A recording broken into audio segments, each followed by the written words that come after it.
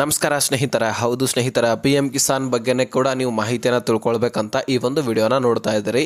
So ಹಾಗಾಗಿ P M Kisan ಯೋಜನೆಯಲ್ಲಿ ಈಗಾಗಲೇ ಕಳೆದ 3-4 ತಿಂಗಳ ಒಂದು ದಿನದಿಂದ ದುಡ್ಡು ಜಮಾ ಆಗ್ತಾ ಇದೆ. ಯಾಕಂದರೆ ಒಂದು 10 ಕೋಟಿಗಿಂತ ಹೆಚ್ಚಿನ ಫಲಾನುಭವಿಗಳಿದ್ರಿ, 20,000 ಕೋಟಿಯಷ್ಟು ದುಡ್ಡು ರಿಲೀಸ್ ಆಗಿರುತ್ತೆ. ಹಾಗಾಗಿ ನಿಮ್ಮ ಖಾತೆಗಳಿಗೆ ಇಂದು ಕೂಡ ಅನೇಕ ಜಿಲ್ಲೆಗಳಲ್ಲಿರ್ತಕ್ಕಂತಹ ಫಲಾನುಭವಿಗಳಿಗೆ ದುಡ್ಡು ಹೋಗ್ತಾ ಇದೆ.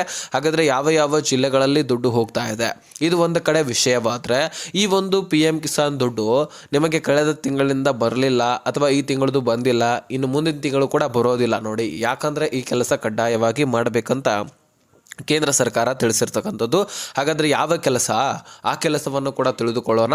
ಜೊತೆಗೆ ಸ್ನೇಹಿತರೆ, ಬೆಳೆ ಹಾನಿ ಪರಿಹಾರವನ್ನು ಒದಗಿಸಿಕೊಡ್ತಾ ಇದೆ ರಾಜ್ಯ ಸರ್ಕಾರ. ಕೇಂದ್ರ ಸರ್ಕಾರದಿಂದ ಆಲ್ರೆಡಿ ದುಡ್ಡು ಬಂದಿರತಕ್ಕಂಥದ್ದು ಜಮಾ ಆಗಿದೆ ಫಸಲ್ ಬಿಮಾ ಯೋಜನೆಯಲ್ಲಿ. ಇನ್ನು ರಾಜ್ಯ ಸರ್ಕಾರವೂ ಕೂಡ ಕೊಡಬೇಕಲ್ವಾ. ಹಾಗಾಗಿ ರಾಜ್ಯ ಸರ್ಕಾರದಿಂದ ಏನು ದುಡ್ಡು ಬಿಡುಗಡೆ ಆಗ್ತಾ ಇದೆ ಆ ಎಲ್ಲ ವಿಷಯದ ಕುರಿತಾಗಿ ಈ ಒಂದು ವಿಡಿಯೋದಲ್ಲಿ ನೋಡ್ತಾ ಹೋಗೋಣ ಮಾಹಿತಿಯನ್ನು. ಸೊ ನೀವು ಈ ಒಂದು ವಿಡಿಯೋನ ಕಂಪ್ಲೀಟ್ ಆಗಿ ನೋಡಿದ್ರೆ ಮಾತ್ರ ನಿಮಗೆ ಕ್ಲಿಯರ್ ಆಗಿ ಅರ್ಥ ಆಗೋದು. ಚಾನಲ್ಗೆ ಸಬ್ಸ್ಕ್ರೈಬ್ ಮಾಡಬೇಕು. ಅದಕ್ಕಿಂತ ಮುಂಚೆ ಇಂಪಾರ್ಟೆಂಟ್ ಅನಿಸಿದರೆ ಮಾತ್ರ ಸಬ್ಸ್ಕ್ರೈಬ್ ಮಾಡ್ಕೊಳ್ಳಿ, ಮೊದಲೇ ಹೇಳ್ತಾ ಇದ್ದೀನಿ. ಸೊ ಈಗ ಸ್ನೇಹಿತರೆ, ಪಿ ಎಂ ಕಿಸಾನು ಈಗಾಗಲೇ ನಿಮಗೆ ದುಡ್ಡು ಜಮಾ ಆಗಲಿಕ್ಕೆ ಪ್ರಾರಂಭವಾಗಿದ್ದು 2-3 ದಿನಗಳಿಂದ ಪ್ರಾರಂಭವಾಗಿದೆ.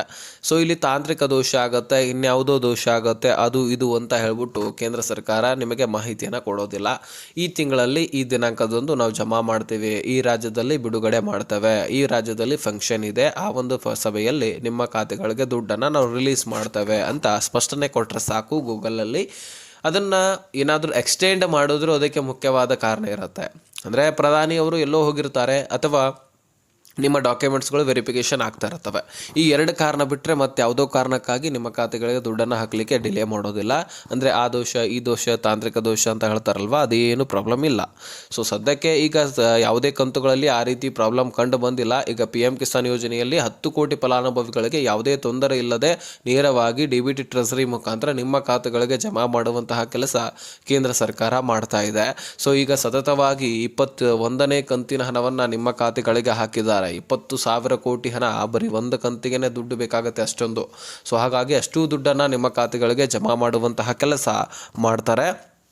ಆ ದುಡ್ಡನ್ನು ನಿಮ್ಮ ಖಾತೆಗಳಿಗೆ ಜಮಾ ಮಾಡ್ತಾ ಇದ್ದು ಪ್ರತಿಯೊಬ್ಬ ರೈತರಿಗೆ 2,000 ಬರ್ತಾ ಇದೆ ನಮ್ಮ ರಾಜ್ಯದಲ್ಲಿ. ಇನ್ನು ಉಳಿದಂತಹ ರಾಜ್ಯದಲ್ಲಿ ಬಿಹಾರ ಒಂದನ್ನು ಬಿಟ್ಟು, ಬಿಹಾರದಲ್ಲಿ 2,000 ಕೇಂದ್ರ ಸರ್ಕಾರದಿಂದ ಹೋಗುತ್ತೆ, ಆದರೆ ರಾಜ್ಯ ಸರ್ಕಾರದಿಂದನೂ ಕೂಡ 1,000 ಹೋಗುತ್ತೆ ಅಲ್ಲಿರ್ತಕ್ಕಂತಹ ರೈತರಿಗೆ. ಯಾಕಂದರೆ ಇಲೆಕ್ಷನ್ ಪೂರ್ವವಾಗಿ NDA ಸರ್ಕಾರ ಒಂದು ಮಾತನ್ನು ಕೊಟ್ಟಿತ್ತು, ಪಿ ಎಂ ಕಿಸಾನ್ ಯೋಜನೆಯಲ್ಲಿ ನಾವು 1,000 ಹಣವನ್ನು ಕೊಡ್ತೇವೆ. ಈಗಾಗಲೇ ನಮ್ಮ ರಾಜ್ಯದಲ್ಲಿ ಗೃಹಲಕ್ಷ್ಮಿ ಯಾವ ಥರನೋ ಅದೇ ರೀತಿಯಾಗಿ ಅಲ್ಲಿ ಬಿಹಾರದಲ್ಲಿ 1,000 ಪಿ ಎಂ ಕಿಸಾನ್ ಯೋಜನೆಯಲ್ಲಿ ಯಾವ ರೀತಿಯಾಗಿ 2,000 ಬರ್ತಾ ಇದೆ ಕೇಂದ್ರ ಸರ್ಕಾರದಿಂದ, ಅದರ ಜೊತೆಗೇ ಇನ್ನೊಂದು 1,000 ನಾವು ಕೂಡಿಸಿ ಟೋಟಲ್ 3,000 ಪ್ರತಿಯೊಬ್ಬ ರೈತರಿಗೆ ಜಮಾ ಮಾಡ್ತೇವೆ ಅಂತ ಸ್ಪಷ್ಟನೆಯನ್ನು ಕೊಟ್ಟಿದ್ದರು. ಹಾಗಾಗಿ ಅಲ್ಲಿ NDA ಸರ್ಕಾರ ಅಧಿಕಾರಕ್ಕೆ ಬಂದಿದ್ದು ಅವರು ಈಗ ಪ್ರತಿ 4 ತಿಂಗಳಿಗೊಮ್ಮೆ 1,000ವನ್ನು ರೈತರಿಗೆ ಜಮಾ ಮಾಡ್ತಾ ಇದ್ದಾರೆ. ಉಳಿದಂತಹ 2,000ವನ್ನು ಕೇಂದ್ರ ಸರ್ಕಾರವೇ ಕೊಡುವಂತಹ ವ್ಯವಸ್ಥೆ ಮಾಡುತ್ತೆ. ಟೋಟಲ್ 3,000 ದುಡ್ಡನ್ನು ಅಲ್ಲಿರ್ತಕ್ಕಂತಹ ಪ್ರತಿಯೊಬ್ಬ ರೈತರಿಗೆ ಜಮಾ ಮಾಡುವಂತಹ ಕೆಲಸ ಅಲ್ಲಿರ್ತಕ್ಕಂತಹ ರಾಜ್ಯ ಸರ್ಕಾರ ಹಾಗೂ ಕೇಂದ್ರ ಸರ್ಕಾರ ಮಾಡ್ತಾ ಇರುವಂಥದ್ದು. ಹಾಗಾಗಿ ಉಳಿದಂತಹ ರಾಜ್ಯಗಳಲ್ಲಿ 2,000 ಬರುತ್ತೆ. ಏನಾದರೂ ರಾಜ್ಯ ಸರ್ಕಾರಗಳು ಕೂಡ ನಾವು ಕೂಡ ಕೊಡ್ತೇವಪ್ಪ ರೈತರಿಗೆ ಹೆಲ್ಪ್ ಆಗಲಿ ಅಂತ ಕೊಟ್ಟಿದ್ರು ಕೊಡಬಹುದು, ಆದರೆ ನಮ್ಮ ರಾಜ್ಯದಲ್ಲಿ ಕೊಡ್ಲಿಕ್ಕೆ ಸಾಧ್ಯ ಇಲ್ಲ. ಯಾಕಂದರೆ ಆರ್ಥಿಕ ಹೊರೆ ಬಿದ್ದಾಗಿದೆ, ಬೆಲೆಗಳು ಏರಿಕೆ ಆಗಿದೆ, ಗ್ಯಾರಂಟಿ ಯೋಜನೆಗಳನ್ನು ಸರಿಯಾಗಿ ನಡೆಸಲಿಕ್ಕೆ ಆಗ್ತಾ ಇಲ್ಲ. ಹೀಗಾಗಿ ಸಾಲಗಳನ್ನು ಮಾಡ್ಕೊಳ್ತಾ ಇದೆ. ಈಗ CM ಕುರ್ಚಿನೂ ಕೂಡ ಅಳಗಾಡ್ತಾ ಇರುವಂಥದ್ದು ನಿಮಗೆ ಗೊತ್ತು. DKCನ ಅಥವಾ ಸಿದ್ದರಾಮಯ್ಯನ ಈ ರೀತಿ ಹೇಳಿಕೆಗಳು ಕೇಳಿ ಬರ್ತಾ ಇದೆ. ಇದು ಒಂದು ಕಡೆ ಬಿಡಿ, ಈ ಒಂದು ವಿಡಿಯೋದಲ್ಲಿ ಏನು ಚರ್ಚೆ ಮಾಡೋದು ಬೇಡ. ಸೊ ಅದರಲ್ಲಿ ನಿಮಗೆ ಗೊತ್ತೇ ಇರುತ್ತೆ, ಅದರ ಬಗ್ಗೆ ಹೆಚ್ಚಾಗಿ ಏನು ಮಾಹಿತಿ ತಿಳಿಯೋದು ಬೇಡ. ಇನ್ನು ಪಿ ಎಂ ಕಿಸಾನ್ ದುಡ್ಡು ನಿಮಗೆ ಬರಬೇಕಂದ್ರೆ ಏನು ಮಾಡಬೇಕು ಅದನ್ನು ನಾವು ನೋಡೋಣ. ಪಿ ಎಂ ಕಿಸಾನ್ ದುಡ್ಡು ಬರಬೇಕಂದ್ರೆ ಸ್ನೇಹಿತರೆ, ಪಹಣಿಗೆ ಆಧಾರ್ ಕಾರ್ಡ್ ಲಿಂಕ್ ಆಗೋದು ಅತಿ ಅವಶ್ಯಕ. ಬರೀ ಪಿ ಎಂ ಕಿಸಾನ್ ಬಗ್ಗೆ ನಾನು ಹೇಳ್ತಾ ಇಲ್ಲ, ಬರ ಪರಿಹಾರ, ಬೆಳೆ ಹಾನಿ ಪರಿಹಾರ, ಫಸಲ್ ಬಿಮಾ ಯೋಜನೆ, ಅದೇ ರೀತಿಯಾಗಿ ನಿಮ್ಮ ಆಸ್ತಿ ಪಾಸ್ತಿಗಳು ಪ್ರೊಟೆಕ್ಟ್ನಲ್ಲಿ ಇರಬೇಕು. ಇನ್ಯಾವನೋ ಬಂದು ಲಪ್ಟಾಯಿಸ್ಕೊಂಡು ಹೋಗಬಾರ್ದು. ಈ ಎಲ್ಲ ವಿಷಯಗಳಿಗೆ ನಿಮ್ಮ ಒಂದು ಆಸ್ತಿ ಪಾಸ್ತಿಗಳು ಉಳ್ಕೊಳ್ಬೇಕು. ನೀವು ಕೋರ್ಟ್ ಕಚೇರಿ ಅಂತ ಅಲ್ದಾಡಬಾರ್ದಂದ್ರೆ ನೀವು ಪಹಣಿಗೆ ಆಧಾರ್ ಕಾರ್ಡ್ ಲಿಂಕ್ ಮಾಡಿಸ್ಕೊಳ್ಳೋದು ಅತಿ ಅವಶ್ಯಕ ಆಗಿದೆ. ಹಾಗಾದರೆ ಪಹಣಿಗೆ ಆಧಾರ್ ಕಾರ್ಡ್ ಲಿಂಕ್ ಮಾಡಿಸ್ಕೊಳ್ಳೋದು ಹೇಗೆ ಅಂತ ನೀವು ಕೇಳಬಹುದು. ಪಹಣಿಗೆ ಆಧಾರ್ ಕಾರ್ಡ್ ಲಿಂಕ್ ಮಾಡಿಸ್ಕೊಳ್ಳೋದು ಬಹಳ ಸಿಂಪಲ್ಲು. ಒಂದು ಪಹಣಿ Aadhaar card, 2 passport size photo, ಅದರ ಜೊತೆಗೆ ಒಂದು ಮೊಬೈಲ್ ಸಂಖ್ಯೆ, ಇವುಗಳನ್ನು ತೆಗೆದುಕೊಂಡು ಹೋಗಿ ನಿಮ್ಮ ತಾಲೂಕಿನಲ್ಲಿರ್ತಕ್ಕಂತಹ ಗ್ರಾಮ ಪಂಚಾಯಿತಿಗೆ ಹೋಗಿ ಅಲ್ಲಿ ಡಾಕ್ಯುಮೆಂಟ್ಸ್ಗಳನ್ನು ಕೊಟ್ಟು ಗ್ರಾಮ ಲೆಕ್ಕಾಧಿಕಾರಿಗಳ ಹತ್ರ ಲಿಂಕ್ ಮಾಡಿಸ್ಕೊಳ್ಳುವಂತಹ ಕೆಲಸ ಮಾಡಿ. ಇದು ಒಂದು ಕಡೆ. ಆದರೆ ಸ್ನೇಹಿತರೆ, ಒಂದು ವೇಳೆ ಮಾಡಿಸ್ಲಿಲ್ಲಪ್ಪ ಅಂದರೆ ನಿಮ್ಮ ಆಸ್ತಿ ಪಾಸ್ತಿಗಳನ್ನು ಇನ್ಯಾವನೋ ಬಂದು ಲಪ್ಟಾಯಿಸ್ಕೊಂಡು ಹೋಗೋದು, ಇವು ಯೋಜನೆಗಳನ್ನು ಬಿಡಿ, ನಿಮಗೆ ಬೇಡ ಅಂದರೆ ಬಿಡಿ. ಆದರೆ ನಿಮ್ಮ ಆಸ್ತಿ ಪಾಸ್ತಿನೇ ಹೋದರೆ ಏನು ಮಾಡ್ತೀರಾ? ಇನ್ಯಾವನೋ ಬಂದು ಮಧ್ಯವರ್ತಿಯಾಗಿ ಅದನ್ನು ಮಾರಾಟ ಮಾಡೋದು. ಅವ್ರ ಹತ್ರ ಸ್ವಲ್ಪ ಡಾಕ್ಯುಮೆಂಟ್ಸ್ ಇದ್ದರೂ ಸಹಿತ ನೀವು ಕೋರ್ಟು ಕಚೇರಿ ಅಂತ ಅಲ್ದಾಡಲೇಬೇಕು. ಆ ಕೋರ್ಟು ಕಚೇರಿಗೆ ನಿಮ್ಮ ಒಂದು ಹೊಲ ಗದ್ದೆಗಳಿಗೆ ನೀವೇ ದುಡ್ಡನ್ನು ಸುರಿದಂಗೆ ಆಗತ್ತೆ. ಓಕೆ, ಹೊಲ ನಿಮ್ಮ ಹೆಸರಲ್ಲೇ ವಾಪಸ್ ಬಂತಪ್ಪ, ಅದರ ದುಡ್ಡು ಖರ್ಚು ವೆಚ್ಚ ಆಗಿರುತ್ತಲ್ಲ, ಅದನ್ನು ಯಾವ ಕೊಡ್ತಾನೆ? ಸೊ ಹಾಗಾಗಿ ಅದು ನಿಮ್ಮ ತಲೆಯಲ್ಲಿರಲಿ. ಹಾಗಾಗಿ ಒಂದು ದಿವಸದ ಕೆಲಸದಲ್ಲಿ ವಿಳಂಬ ಮಾಡಬೇಡಿ. ಪಹಣಿಗೆ ಆಧಾರ್ ಕಾರ್ಡನ್ನು ಲಿಂಕ್ ಮಾಡಿಸ್ಕೊಳ್ಳಿ ಅಂತ ನಮ್ಮ ಮನವಿ. ಇದು ನಿಮಗೆ ಇಷ್ಟ ಆಗಿದ್ರೆ ಲಿಂಕ್ ಮಾಡಿಸ್ಕೊಳ್ಬಹುದು. ಬರೀ ಕೇಂದ್ರ ಸರ್ಕಾರ ಹೇಳ್ತಾ ಇಲ್ಲ, ರಾಜ್ಯ ಸರ್ಕಾರವು ಕೂಡ ಹೇಳ್ತಾ ಇದೆ. ಕೃಷಿ ಸಚಿವರಾದಂತಹ ಕೃಷ್ಣಯ್ಯ ಬೈರೇಗೌಡ ಅವರು ಕೂಡ ಈ ಹಿಂದೆನೇ ಹೇಳಿದ್ದಾರೆ. ಸೊ ಸ್ನೇಹಿತರೆ, ಇದು ಒಂದು ಕಡೆ. ಆದರೆ ಇನ್ನು ಬೆಳೆ ಹಾನಿ ಪರಿಹಾರದ ಬಗ್ಗೆ ನಾವು ಮಾಹಿತಿಯನ್ನು ತಿಳಿಯೋಣ. ಸೊ ನಿಮಗೆ ಬೆಳೆ ಹಾನಿ ಪರಿಹಾರ ಫಸಲ್ ಬಿಮಾ ಯೋಜನೆಯಲ್ಲಿ ಜಮಾ ಆಗಿತ್ತು. ಹಿಂದಿನ ದಿನಗಳಲ್ಲಿ 1 ತಿಂಗಳ ಹಿಂದೆ ಕೇಂದ್ರ ಸರ್ಕಾರ ಫಸಲ್ ಬಿಮಾ ಯೋಜನೆಯಲ್ಲಿ ಯಾರು ಫಲಾನುಭವಿಗಳಿದ್ದರೆ ಅವರಿಗೆ 1,449 ಕೋಟಿಯಷ್ಟು ಫಂಡನ್ನು ಕೊಟ್ಟಿತ್ತು. ಅಷ್ಟು ದುಡ್ಡನ್ನು ನಿಮ್ಮೆಲ್ಲರ ಖಾತೆಗಳಿಗೆ ಜಮಾ ಮಾಡಲಾಗಿತ್ತು. ಅದರಲ್ಲಿ ಕಲಬುರಗಿಗೆ 656 ಕೋಟಿ, ಗದಗಕ್ಕೆ 252 ಕೋಟಿ, ಇಷ್ಟು ದುಡ್ಡು. ಅದಷ್ಟೇ ಅಲ್ಲದೆ ಅನೇಕ ಎಲ್ಲ ಜಿಲ್ಲೆಗಳಲ್ಲಿ ಇಂತಿಷ್ಟು ಅಂತ ಹೇಳಿಬಿಟ್ಟು ಹೆಚ್ಚಿನ ರೈತರು ಯಾವ ಜಿಲ್ಲೆಗಳಲ್ಲಿದ್ದಾರೋ ಆ ಒಂದು ಜಿಲ್ಲೆಗಳಲ್ಲಿರ್ತಕ್ಕಂಥ ರೈತರಿಗೆ ಹೆಚ್ಚಿನ ಪ್ರಮಾಣದಲ್ಲಿ ದುಡ್ಡು ಬಿಡುಗಡೆ ಆಗಿತ್ತು.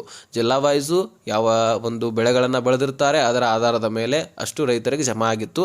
ಇದು ಒಂದು ಕಡೆ ಸೈಡ್ ಇಡೋಣ, ಯಾಕಂದರೆ ಆಲ್ರೆಡಿ ಜಮಾ ಆಗಿರ್ತಕ್ಕಂಥದ್ದು. ಇನ್ನು ಬೆಳೆ ಹಾನಿ ಪರಿಹಾರ ರಾಜ್ಯ ಸರ್ಕಾರದಿಂದ ಎಷ್ಟು ಬರ್ತಾ ಇದೆ ಸ್ನೇಹಿತರೆ? ಖುಷ್ಕಿ ಜಮೀನು ಮತ್ತು ನೀರಾವರಿ ಜಮೀನು ಹೊಂದಿರತಕ್ಕಂತಹ ಫಲಾನುಭವಿಗಳಿಗೆ 25,500ವರೆಗೂ ಕೂಡ ಇಲ್ಲಿ ಬೆಳೆ ಹಾನಿ ಪರಿಹಾರ ಒದಗಿಸಿ ಕೊಡಲಾಗ್ತದೆ.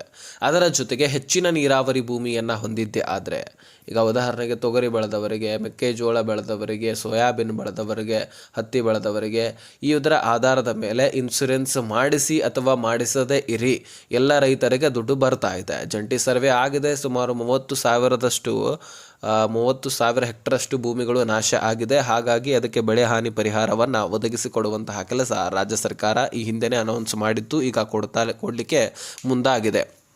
ಇದರ ಜೊತೆಗೆ ಮನೆಗಳು ಕೂಡ ಬಿದ್ದು ಹೋಗಿದ್ರೆ ಅದಕ್ಕೂ ಕೂಡ ಪರಿಹಾರವನ್ನು ಒದಗಿಸಿ ಕೊಡ್ತೇವೆ ಅಂತ ಸ್ಪಷ್ಟನೆ ಕೊಟ್ಟಿದ್ದರು. ಅದಕ್ಕೂ ಕೂಡ ಒದಗಿಸಿ ಕೊಡುವಂತಹ ಕೆಲಸವನ್ನು ಮಾಡ್ತಾ ಇದ್ದಾರೆ. ಸ್ನೇಹಿತರೆ, ಇದನ್ನು ಸ್ವತಃ ಪ್ರೆಸ್ ಮೀಟ್ನಲ್ಲಿ CM ಸಿದ್ದರಾಮಯ್ಯನವರೇ ಘೋಷಣೆ ಮಾಡಿದ್ರು.